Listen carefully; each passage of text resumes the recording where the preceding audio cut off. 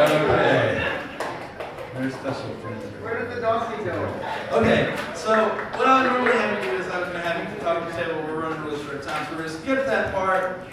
It's good for you. Hey, hit 15 back there for me if you don't mind on the board. There you go. Good stuff. Okay. All right. So in the book of 1 Corinthians, I'm going to run through this real quick. So when I ask you a question, there's not going to be all this. Okay, so who knows what are some of the things that are going on in the book of Corinth? Because remember, Corinthians, because Paul's writing the church of Corinth a letter because some things are going on. What's going on? Who knows? Divisions in the church. Divisions in the church. What else is going on? Yes? Okay, some persecution, maybe? Marriage with Okay, yeah. Okay, we got some marital problems. We got the whole man sleeping with his mother-in-law thing going on. That's there too. Yes? well, some people were saying that things about Paul and the Yes, okay, so, yeah, you're right. All these things are going on. There's a lot of jealousy, there's quarreling. 1 Corinthians is a messed up church, right? And so, at the end of 1 Corinthians, because this gives us the context, he starts talking about spiritual gifts, where these spiritual gifts come from. He spends chapter 12 and chapter 14 on spiritual gifts. Where do spiritual gifts come from? From God, okay? That's a good answer. That's a good answer. 1 Corinthians, see I'm rolling. 1 Corinthians 12:11 says, all these are the works of one and the same Spirit. And he gives them to each one, just as he in turn is. Remember, he's talking about spiritual gifts. Because what's weird here is he talks about spiritual gifts in chapter 12. He talks about spiritual gifts in chapter 14. In chapter 13, he talks about love. Why would he do that? That's what we're getting at. Okay. So, what is the purpose of spiritual gifts? You guys have grown up. What's the purpose, and most of you in the church, what's the purpose of spiritual gifts? Why do you have spiritual gifts? Why does God give you spiritual gifts? I do. Okay, to use them for the glory of Him. That's a good answer. What else? More specifically, think more earthly. Why do you have spiritual gifts? To build up, yes, church. To build up one another, to build up the church, right?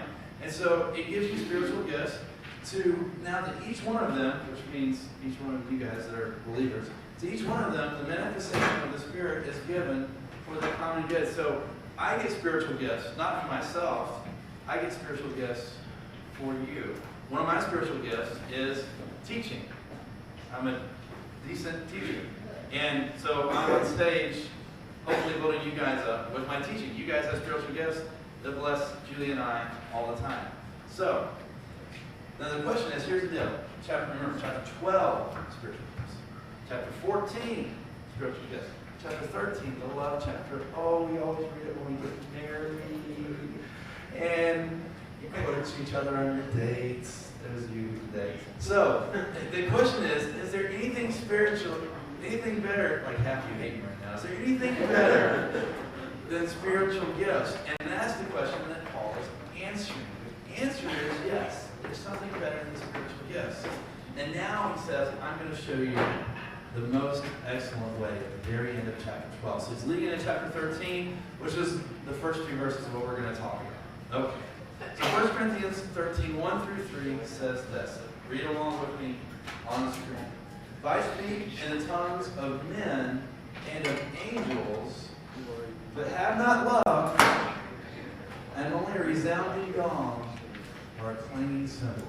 If I have the gift of prophecy and can fathom all mysteries and all knowledge, and I have a faith that can move mountains. You guys, okay, me neither. Okay, but I have not love, I am nothing. If I give all I possess to the poor, and surrender my body to the flames, but I have not love, I gain nothing. We're getting around to the definition of love. So that's where we're trying to go. Here's a little chart that tries to help us out. The first thing he says is this. If I have tongues and I don't have love, you can fill this out if you want the result is it's just noise. It's just babbling. You ladies, you'll learn this when you get 18 or 19 and there's a guy that says, I love you so much. You're the best thing that's ever happened to me. But he never really backs that up with anything. You'll be like, yeah, by the time you're like 21, you'll sleep right off, guys. You'll end up marrying yourself when you're 40. And so, yeah, connected to the, okay, you saw that there, okay. So, inner little shark, he says, hey, if I've got prophecy, if I can prophesy, I've never prophesied, mysteries, if I have all knowledge, I have faith that can move mountains, and I don't have love, oh yeah, this is, that was good. Okay, if I have not love, then he says, hey, I got nothing, jack squat, nada. At the very end, he says, you remember being in the box with shorts, okay. He says, if I give away everything, I've got, and I don't have love, well, I gain nothing. That seems silly. It seems like, hey, even if you don't love, and you give away everything, that should count for something. But you don't get to make up the rules. See, God sort of makes those rules, and we just try to figure them out and follow them along. So, here's a little summary. I found this in the paraphrase Bible. It says this: the loveless person, and we're getting to the definition because you need to know that. The loveless person produces nothing, is nothing, and gains nothing. In short, his life is a big zero. The question is, what is love? So you can figure out how to not live your life like a big zero, right? So the key to proper use of spiritual gifts, the way we interact with each other, things that God gives believers, is to do that in love. Earlier, I was going to have you guys work on a definition of love, but we did this. We're going to skip this slide. How do you define love? No answers. Okay, good. Okay, so here's my definition that I pulled out. I didn't print it up. Love is a commitment to give of myself in every area for the good of another through the power of God. So love is a commitment. It's not a feeling. Love isn't the ooey-gooey thing in this passage that we're talking about. It's talking about self-sacrifice. This whole idea of always comes back to Christ, the thing that Christ did for us, this whole self-sacrificing love. You give yourself up for someone else. So, if you don't have time to write down the definition, that's cool, because it's really, really cool. Remember the idea of self-sacrifice, and the idea that you can't do this by yourself, that you have to do this through God. So where does love come from?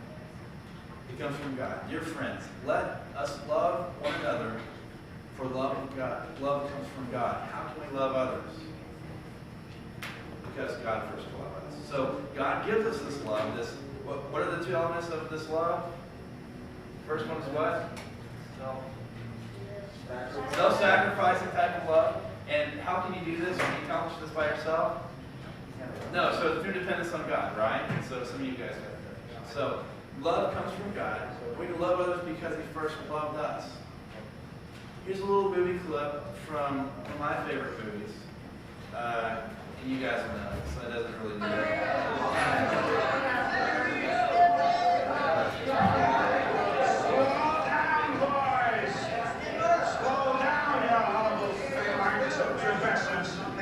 laboratory experiments from the project list and report on them every 5 weeks. The first 20 questions at the end of chapter 1 are due tomorrow.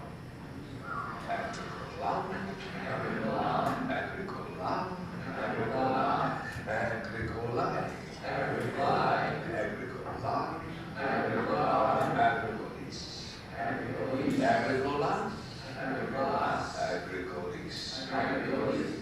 Please, your study of trigonometry requires absolute precision. Anyone failing to turn in any homework assignment will be penalized 1 point off their final grade. Let me urge you now not to test me on